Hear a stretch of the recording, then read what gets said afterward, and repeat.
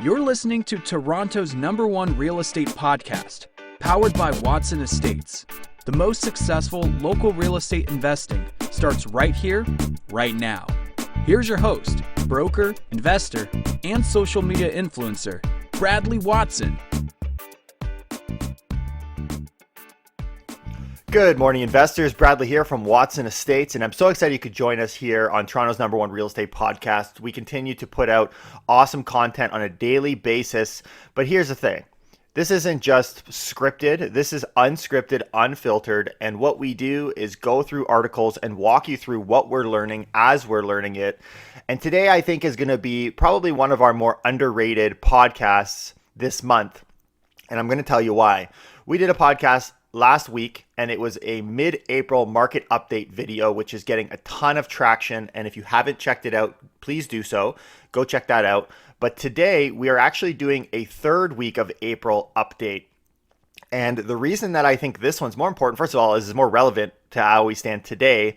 And it also is very difficult to label a video or a podcast a third week update. It doesn't sound so glamorous, but at the end of the day, this is the most relevant, and the amount of information that we have, that the things that have changed from last week to this week are still pretty good. Like there's a big difference, and it's going to have a big impact on things around us in our marketplace. And I want to walk you through where we stand and what we saw last week as the number of sales have happened, because there's been some key changes happening. And I think we shouldn't be talking about what prices are going to be doing as far as how far will they drop. I think we should be now talking about where is rock bottom. Where are we in this picture? Because I think we're getting very close to the bottom, and I'm going to show you why I'm saying that. So today in our podcast, I want to ask a few questions. I want to start off by saying, did we just reach the bottom, which is kind of what we mentioned. We're going to talk about that first. And then I want to talk about the opening of the economy. Here's the thing, guys. That should be big news, right? The economy opening in Ontario, and you'd think that'd come first. But this news on the Toronto real estate prices and this update that we're giving is so heavy that I think that the economy opening comes second in our updates. And finally, I hope you guys can stick around for this entire podcast. At the end of here, we're going to be talking about how to recession-proof your offer. This isn't something that I've been doing for years. I'll be honest with you. I only figured this out yesterday, and it is amazing, and I'm going to include it with all of my offers moving forward, and it's a huge protection and hedge against prices declining. So if you are putting an offer in a declining priced marketplace, this offer is going to protect your butt big time. Thanks, guys, again for tuning into this podcast. Before I jump in, I just want to give a big shout out. I'm starting to get a lot of feedback now, people joining our podcast. I'm noticing a big upbringing in our YouTube audience, people jumping over and realizing just how good we got it over here. And I'm just so thankful that you guys are on this journey with us. As the coronavirus is here, we're all locked down, working from home and doing our thing. We're able to learn about real estate at a level, in my opinion, faster than probably 90% of the other real estate agents in our industry. So you guys are learning a lot very quickly, and kudos to you for taking those steps. So let's go into a little bit of a price history. Before I talk about what happened over the last week, let me kind of give you a quick summary of what we've seen. Now, from March 15th to April 5th, we did see a pretty substantial price drop, and that was the news, right? Like, we saw all this information coming out that the second half of March was terrible, and the reason that we did an April 5th was because it kind of transitioned over to the next one. So it was really good, and it actually showed freehold homes dropped in Toronto 8%. And condos dropped 10.5%. If you guys haven't watched that video, you can go back and watch it, but that is old news. So now we're looking back, that is what happened during that season. And the number of sales, this was what we were tracking the most. The number of sales for freehold was down 70% and condos was down 76%. But in light of that, we also saw new listings drop 50%. So you can think, you know what, everything's dropping, no big deal. But it does matter because we saw a 20 to 26% difference between the new listings to the number of sales. In other words, homes were selling slower than they were being listed as far as months of inventory. So in other words, the inventory is coming on faster than we can get rid of it. And so naturally, that's going to soften prices, right? The main reason here, though, for the price drop wasn't that number and that transition. Yes, there was uncertainty, but the main reason for that severe, almost double-digit price drop was because of the removal of multiple offers. And we were very clear about it back then. And as time goes on, looking back, I'm getting more and more confident that that's what that was, because we're starting to see a bit of a stabilization happening, which we'll get to shortly. So then from that point on, we saw up until April 5th, and we were looking, okay, well, how about the first 3 weeks of April? So the numbers came out up until, I guess, the 17th day of April. So call it 2.5, 3 weeks, somewhere in there. The numbers looked a little bit different. Actually, they looked a lot different. And that was where we did our mid-April market update, which you can go back and listen to. And we give a lot more detail I'm going to give here. I'm just going to kind of summarize it. What happened was that 20 to 26% spread closed a lot. In fact, the number of home sales went down to 69%, and the number of new listings went to 63.7. So all of that to say that spread, that 20 to 26%, changed to less, like 5 to 6%, which was big news, because this is talking a matter of a couple of weeks that everything kind of transitioned. And so months of inventory at that point were nice and flat, nice and soft, and everything seems to be a little bit more level and progressively getting more and more level. So that brings us to April 18th, the next day, to April 25th. And this is the most current information you can get. And here's the thing, because of the grand opening that happened with Ontario and everything's going to be amazing and you can't wait, right? Like, we've got all this amazing news coming out. People just missed this article that's coming out talking about what is happening as far as prices, as far as sales. And so this is why I say this is going to be one of the most underrated. I'm putting it out for our audience. Thank you guys for listening. You're getting the best value and the best bang for your buck here. This is huge news that everybody has kind of missed, and I'm so excited you can get this. So here, check this out. So this is an article coming from TorontoStories.com. Again, severely underrated article. It's no secret that Toronto home sales have taken a huge hit in the past month. It's also no secret that the real estate industry was off to a big start this year, and both home sales and home prices were expected to remain hot throughout 2020. That is, of course, until coronavirus doused the sector with some COVID reality. But that, I guess, dosing? I call it dousing, but whatever. In other words, COVID reality hit us, and now all of a sudden we're in this. Obviously, I shouldn't be an author. I shouldn't be writing these things. DOUS. Is that how you say dosing? Anyways. So we got smacked in the face by COVID. That's how I would write my news articles. And it's possible some evidence of the housing market resiliency is already starting to show. After 2 straight weeks of year-over-year growth in Toronto home sales, taking greater than a 70% hit, which we were looking at earlier, the week of April 18th to 25 saw just a 57% drop. It's like, so if you were to just read that and you didn't have a history lesson and you didn't know in what light to look at that, that would still seem kind of bad, right? Like, you drop 70% and you're still dropping 57%. That's not good. And actually, they have a really cool little diagram on here as well, which, depending on what they say here, I might kind of explain to you what I'm seeing. But while a nearly 60% year-over-year drop isn't exactly news to get excited about, it does at least seem to flatten, if not round, the negative curve Toronto home sales have been seeing since the end of March. This is the point. New listings were down 63% year-over-year, right? Next to a 57% drop in the number of sales. So new listings and sales, that gap is still closed, right? Like, we've now gone from, what's that, 5.5% to, I guess we're sitting around the same 5%. So what we're starting to see here is some stability, right? So because now from mid-March to early April, we're seeing substantial price gaps. What this article is saying is now, once again, another week later, I still think this is actually getting closer and closer as I kind of look. And if you actually look at the year-over-year percentage change in sales, this is the little chart that I'm looking at. I'm going to try to explain to you what I'm seeing. So in looking from March 25th, we see this thing go below zero. So prices started kind of coming down. This is after March 15th was pretty much when everything started just going to hell in a handbasket. Actually, that's funny because it was up 55% sales. And then from there, it's kind of just whoop all the way down, from up 55% down by somewhere around April 15th to minus 73%. Okay, so that's a whoa all the way down. So now we've bounced from minus 73% up to 57%. right? So now we're starting to get this kind of like, it looks like a Big Dipper type of environment. There's that we're on the other, we're not just at the bottom, we're actually on the upswing as far as the number of sales. And the number of sales is kind of what drives prices, given that there's not a ton of new inventory. So inventory hasn't changed, sales is going back.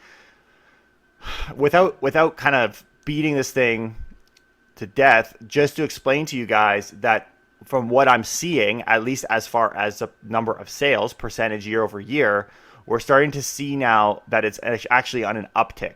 The number of sales are going up. So what's going to happen is that months of inventory that went from, 2% months of inventory all the way to 4% months of inventory is slowly but surely going to get kind of dwindled back. Especially the news to watch for will be the moment that number of sales and new listing line up. Because once that happens, we know we've completely closed. Like the door is shut and we are pretty much at rock bottom as far as prices, at least in my book. And that's ultimately up to you guys. I can't give you, and honestly, this podcast isn't designed to give you advice, but just from my perspective, if months of inventory start to swing back, that says to me that, assuming no more waves of coronavirus and no more shutdowns, that things start to open up as planned, which we'll get to in a second, that things will start to go for the better, right? Things are going to start to improve, and we're already starting to see that. So I don't think we should be talking about how much more prices will drop. I think we should be talking about, well, are we at the bottom already, or are we getting close to it, or are we actually coming up from it? And the funny thing is this didn't just happen in a matter of a couple months of information. This literally happened in the last 3 weeks. This has all happened very recently. I'd say from the bottom kind of looks like it's somewhere before April 11th, maybe closer to April 9th. And then it swings back up. And as of 25th, that was your U-shape. So we actually are coming outside of the U-shape now, and we're on the uptick according to this. So that is big news, and not news you're going to see in the mainstream, especially when you've got big news like the reopening of the economy, which is funny enough stimulating all of this. But I would argue, and I've said with my clients, that the clock is ticking, guys. We are at least near the bottom as far as months of inventory and therefore, in my opinion, prices. But the secret isn't out yet, and given that you've listened to this probably a week and a half to 2 weeks before everyone else is going to hear what the actual results are for the month of April 2020, you have the benefit of the doubt. But here's the thing. Who wants to buy a house in the next 2 weeks? If you weren't already thinking about it, you're probably not thinking about it now. But if you are in a position to pull the trigger, I would be researching this stuff because this is important. Okay, let's move on to the reopening of the economy. Last week, we were getting super excited, and I was saying this is going to be amazing news. I was just so pumped because I'm like, okay, next week, this is when we finish off Friday. Actually, Saturday was our last podcast for last week. We were saying we were so pumped that next week they're going to open and unveil the grand opening of the Ontario marketplace of the economy. And we did an article that we were looking at Saskatchewan and what they did. And there's been some other provinces that have started this transition. We've seen businesses now giving dates on when they're going to open. And so I had a lot of excitement for this. And I think I just, when I see this news, it just kind of burst my balloon because I was honestly expecting more. And I think that this promise was because I think it was honestly more political in giving assurances to people. And based on what we're kind of seeing with prices, I actually think it's worked. Like in the last week or two, it's funny how people, there's been no material changes from this grand opening. Before I get in, I'm going to read this article in a moment, but there's been no material changes. It seems to be more of a hype. It's like a hype man. It's like, yeah, we got this, guys. We're going to turn it around. We're going to do something at a certain time frame. We'll tell you about that later. And it's going to be amazing, and we're going to save the economy. Just check it out. And we're just kind of waiting on our health minister. But when that happens, this is our plan. We have a plan to make a plan. And that seems to be what it is. It's like, guys, there's been provinces that have come out with objective plans and that have industries. These industries are going to open. This is what's happening in our country. And so when I see this, I'm just kind of like, meh. Anyways, I'm going to read the article just so we are on the same page on what's going on, because I do think, although I'm not getting all hyped and excited about it, I think people who are sitting at home and not reading a bunch of news, but occasionally see something like this come across their screen when they're using the Facebooks and the Instagrams, and I think that they are excited, and so it's creating a bit of optimism in a market. So it is a good thing. As depressing as that last couple minutes were, it's a good thing. The province of Ontario announced Monday that it will take a gradual 3-step approach to reopening the economy while maintaining an emphasis on containment and safety, public safety. The province declared a state of emergency, so it was a history lesson, in mid-April. Premier Doug Ford wouldn't provide any specific dates for the reopening, stressing the unpredictable nature of the highly contagious virus. The framework is about how we are reopening, not when we are reopening. Good old Lord Ford Quad. Anyways, guys, that is like, so we're not talking about, I love that quote. The framework is about how we are reopening, not when we are reopening. Okay, everybody wants to know when we're reopening. No one wants to know how we're reopening. I'll tell you how we're reopening. We already knew that, right? Anyways, I won't set hard dates. Another quote from Lord Ford Quad. I can't keep saying that. Make me stop, guys. I won't set hard dates until we are ready because the virus travels at its own speed. Oh, goodness. Okay, this is what we do know, okay? I could summarize it in literally like 30 seconds. The first stage, we'll see workplaces reopen and allow some small gatherings to take place. That's literally first stage, right? Like that's okay. Duh. Stage 2, we'll see more workplaces opened along with larger gatherings. Okay. And the final stage will further relax restrictions on public gatherings and open all workspaces reasonably. Oh my gosh. It seems like really like, okay, step 1, we're going to let you see 5 people. Step 2, we're going to let you see like 50 people. Step 3, you're going to be able to see all the people. But we're not going to tell you when. Okay, this is another quote. There's light at the end of this tunnel, says Minister of Health Christine Elliott. We have a clear path forward to safely and gradually ease restrictions. Anyways, I don't know your thoughts on it. I think it's a political move. It's important, guys. Don't get me wrong. Like, we need to have a plan for reopening. That's not a plan. Come on. You start a business, and imagine you're going to apply for a loan to start a business, and that was your plan. First, I'm going to get a few clients, and then I'm going to get a little more clients, and then I don't know the dates, but we're going to get all of the clients. All right, now I'm just milking it. Okay, each stage is in the reopening plan would be monitored by public health officials for 2 to 4 weeks, and certain measures and restrictions could be reapplied if the virus proves too difficult to contain. So then this thing is, and if it doesn't work, we'll pull back a bit.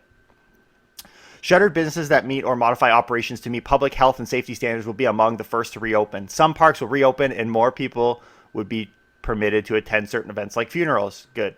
If the initial stage proves successful, the next phase will begin. So in other words, we're monitoring this thing. They actually these are the measures. They're going to look at the virus spread and containment, health system capacity, public health system capacity, incident tracking capacity. All of these are good things. And I think it's a good thing. I just think that it's funny if the market and that we're seeing the market reflex on something that's just so vague. But it is good that we're discussing reopening the economy because that has to happen. And all right, let's move on from there. I want to give you guys the goods. I hope you're excited for this. I don't even think you know what's going to hit you guys in the face. I don't even think real estate agents know this happened. And if they did, they're smarter than I am because I only figured this out in the last 24 hours. And the reason was I'm drafting new offers now. In fact, my typical offer has about 2 pages of clauses in the agreement of purchase and sale, beyond other schedules or attachments. It's usually about 2 pages. The offer I put together yesterday is 4 pages. So they're not all conditions, but they do have additional conditions, but they are just loaded with protection for my clients related to COVID, but also related to price and just protecting them in general. And I want to give you this big, fat, juicy clause. Tomorrow, I have another video and podcast. So it's going to upload as a video first, but podcast as well. That's going to talk about what my clients are doing. And in that, I talk about the clauses that we use. This one is not in those clauses. So this is, and in my opinion, this one is better and stronger and more important. Maybe not more important. I can't say that because the other ones are related to COVID. Depends on the deal. But this one is more interesting than all of the other ones, in my opinion, combined. It's crazy. So this is going to be good. And so let me actually, because I just hyped that up and I've been actually accused of hyping things up for too long. So let me give you the goods and then I'm going to tell you what our buyers and sellers should be doing out there. Okay, here's the goods. This is the condition. I'm not going to read it in full, but I'm going to skim through it kind of with you. All parties agree that it is possible, this kind of sets the tone, that the subject property may not appraise for the full amount of the sale price. If the property does not appraise for the full amount of the sale price, then the buyer and seller agree that the buyer will increase their down payment equal to the difference, right? And then you set the number. right? So in our case, we said 10,000. So if that price, and here's why this matters, okay? If price comes down 10,000 and the lender is, especially if they're right on the cusp of it, like if you're putting 50% down, not a big deal. I was talking to a gentleman yesterday who's putting 50% down, no big deal, because you've got room in there, right? But if you're putting the minimum that you need to qualify, you're right on the edge, and price comes down 10,000, the bank turns to you and says, you got to come up with that 10,000. We're not funding that. That doesn't count towards your down payment. And so what this does is this limits that, right? If that is a concern, you can say, okay, we're going to cover up to 10,000. Here's the kicker, and this is why sellers aren't going to like it, but they're going to accept it because they got nothing better right now. If the additional down payment required exceeds the amount indicated in this clause, the 10,000 in this case, could be more, could be less, the buyer may, within 3 business days of the buyer's receipt of the appraisal, at the buyer's sole option, declare this offer null and void, whereupon all parties agree to immediately prepare and sign a mutual release. In other words, the deal's dead, and we can call the deal off anytime if the price drops as an appraised value of this amount. Thereafter, upon completion and signing the mutual release and returning the deposit to the buyer, neither the buyer, the seller, nor any brokerage shall have any further rights, obligations, or liabilities under this contract. Wow. If I was sitting on the side and I didn't know about this clause and a buyer submitted it, I would look at that thing and be like, you can do that? Right? Like you can hedge price drops. What we're doing is we're putting in offers that allow for shorter time frames. So I was talking to a guy yesterday, a very nice gentleman who actually found us through a podcast in the last week or so. He already actually purchased a property in the last couple of weeks and wasn't fully informed on the market. He is now, and I was able to talk to him at length. In fact, I talked to him probably almost an hour yesterday. It was a really good conversation. And he had gotten in this position where he was feeling pressured to buy, took his conditions out, and didn't understand the strength that buyers have in our marketplace. And was kind of asking me, should I sell now my place? And obviously my advice, if you listen to any of my recent podcasts, is don't sell, guys. Just hold out for a minute. This is the buyer's time, right? And this is why I want to talk about our market right now. You can see a condition like this has a ton of weight, and you can pull it off only because of the strength for buyers in our marketplace. And sellers are desperate to sell, especially if the news that we just heard in the beginning of this podcast with our market prices not having fully adjusted, they're left with great concern. They think prices are just dropping because we've seen price drops, right? We've seen 10% price drop. So their assumption is that still must be the case.